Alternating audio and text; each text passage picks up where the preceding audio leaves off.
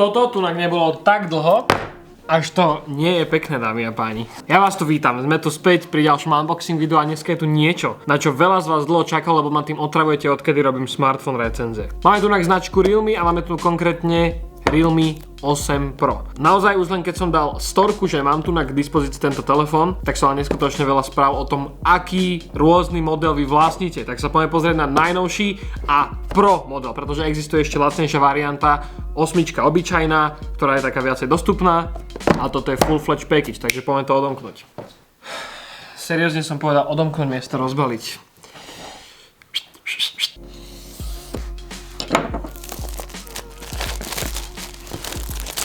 Úprimne, s Realme telefónmi nemám vôbec skúsenosti, takže som veľmi zvedavý, že čo ponúknú, lebo treba mať všeobecný prehľad, obzvlášť keď robíš takéto videá, chápeš? Taký trošku cyberpunk vibe, hej, z packagingu, let's go. Je to dramatické.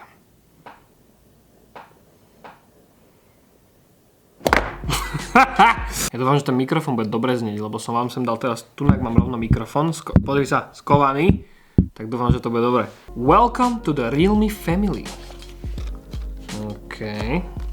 Aha, rovno takto zabalené, rovno SIM kartu ready. A obálček, no jasné. Haló, že pri týchto budget telefónoch ti do toho packageu dajú toho viacej. To je fakt zaujímavé. To je skôr jak airsoftky. Čím drahšia airsoftka, tým menej vecí máš v krabici. OK. Hell yeah. Koľko stojí táto sranda? Aha, tieto idú von až kedy, zajtra či dneska? Bez srandy to ide dneska, dnes je 8. Odporúčaná cena 8 GB verzie je stanovená na 299 €. OK. Ja tu tak mám podľa všetkého 12 GB verziu, ale hádam, to bude v pohode. Nie až taký rozdiel, vieš. Tu máme samotný mobil, ale pozrieme package, máme kábel nabíjací USB-C-čkový, ako môžeme vidieť, USB-A do USB-C, paráda. Jaký veľký charger.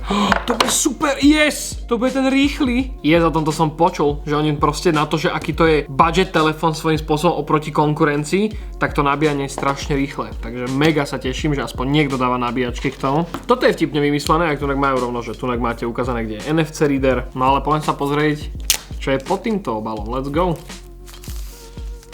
Look at that. Noci koky. Look at that finish. A tento nápis, to je celkom akože dosť taký bold move, by som to nazval. Dosť odvážne, ale páči sa mi to. Ale neviem, či to je sklo, alebo nejaký plast. Pôsobí to skôr ako plast, ale taký, že dobrý, vieš, niečo ako na airsoftkách ABS-ko. Takže toto je Infinite Black. Tento výrez na kamery mi príde taký iPhoneový, by som povedal. Nehovorím teda o tom, ako vyzerá to jak šporák, ale o to, že viete čo, toto je matné a toto je lesklé. Máme tu 108 megapixelovú quad kameru. OK. Vyzerá akože celkom slušne, nepovedal by som, že stojí 300 €. Poďme sa na to pozrieť. Snapdragon 720G procesor. 6,4 Super AMOLED fullscreen. 4500 mAh masívna batéria. Aha, a tento Super Dart je 50 W nabíjačka. Chlapci, to budete mať tak rýchlo nabité, že more nero. Dobrá voľba toho zadku, toho telefónu, lebo nebudete mať capkanice, mega super. Zatiaľ spoko, uvidíme čo ďalej. Áno, podľa okraju si všímam, že asi tam sa pohybujeme medzi tým, v podstate tým budgetovým, nechcem to nazvať budgetovým, lebo má to pro funkcie, ale sme v tom budget territory, dá sa povedať, alebo za 300 €, akože doteraz nebolo z telefónov toho veľa. Ale napriek tomu, že je taký celkom pevný do ruky, tak není najťažší. Akože naozaj, keď som tu mal tie ostatné androidiacké veľké telefóny, tak boli o dosť ťažšie, čo sa týka tejto veľkosti, takže mega dobre. A si môžete vybrať aj Seznam.cz, keď chcete defaultný search engine, nice. Na to, že má 4500 baterku, je dosť tenučký. Aha, je to aj otlačok prsta, aj tvar. Zase vieme, opäť, tu máme iba jeden foťakový senzor na snímanie vašej tváre, môže to byť trošku zradné. Ja osobne by som odporúčal ten otlačok prsta, čiže môžeme si ho nastaviť. Všetci dobre viete, že ja som veľmi háklivý na všetky tie third party aplikácie od výrobcov telefónu, ale tu jak tak kúkam, toho veľa není. Wow, what's this? Toto má gaming mod, let's go. OK, čiže ako môžeme vidieť, tu máte, že priestor hier, je to taká apka, alebo teda feature vnútri, ktorú zapnete ako keby apku. A máte tu režim nízkej spotreby, kedy vám to zníži výkon na to, aby to udržalo viacej baterky, vyvážený, čo je štandard, a potom je tu súťažný režim, ktorý vám vybústi ten telefón do maxima, výkon procesora zvýši, výkon grafického čipu, silu signálu sa snaží vybústiť, tak to máte taký herný režim dokonca, si môžete dať blokovať oznámenia a odmietnúť hovoriť. To je proste na gaming urobené. Sme zase pri telefóne, ktorý sa pohybuje okolo 300 eur, čo znamená, že nás nečaká nejaký veľký refresh rate, čiže áno, máme tu na gaming feature, ale napríklad display není až tak fluid, ako môžeme vidieť pri drahších smartfónoch. To je ten trade-off, ktorý máte za to, že ten telefón je lacnejší. Čo mňa ale zaujíma, lebo máme tu na predsa len akože celkom cheap telefón. Ako sú na tom tie foťaky, lebo ako je ich tam dosť a podľa mňa sa s tým bude dať celkom šaškovať. Ukážme si nejaké príklady. Čiže tu máme klasický štandardný lens, máme tu širokouhlý lens, OK, a 5-násobný zoom. OK, tak toto je zoom, 5-kový, toto je 3-kový, toto je normálny a toto je širokáč. OK, pri tom širokáči vidíme, že tie tmavé časti to až tak úplne najlepšie nezvláda, ale peknú širokú panorámu z toho asi určite dokážete vycmulať. Potom ten normálny vyzerá o dosť lepšie v tých tmavých častiach. Vidíte, že ja mám tam vždycky tmu, ako viete. Ja to mám vždy zastreté a na mňa iba svietia štúdiové svetlá a vzadu je normálne keby skoro tma, dá sa povedať. No napriek tomu, ten foťák mimo toho širokého objektívu to zvláda celkom dobre, lebo ja napríklad vidím celkom tmu už v tom objektíve. A mám pocit, že 3-kový zoomový a 5-kovo zoomový používajú už rovnaký v podstate senzor, dá sa povedať. Portrét, no poď. Všetky klasické srandy. OK, aj predný, aj zadný oný. What's up, to neviem, jak pôjde do premiéru, ale môžete takto natáčať každopádne. Hell yeah, let's go. Počkaj, to môžeš popri tom aj zoomovať. To môže ísť dobre na live streamy, koky. OK, tu máte videjko, ktoré by malo mať aj nejakú tú svoju stabilizáciu podľa všetkého. Teraz tým celkom dosť trasem a snaží sa toto dosť counterovať, keď sa na to pozrete. Ale keď sa to snažím držať rovno, tak je to hodne solidný záber, ukáž.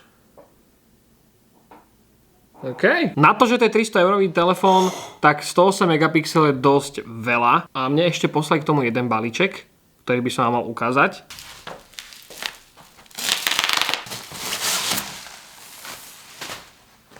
OK. Nie, toto odfotili tým. What the fuck? Toto bolo fotené tým telefónom, what the fuck?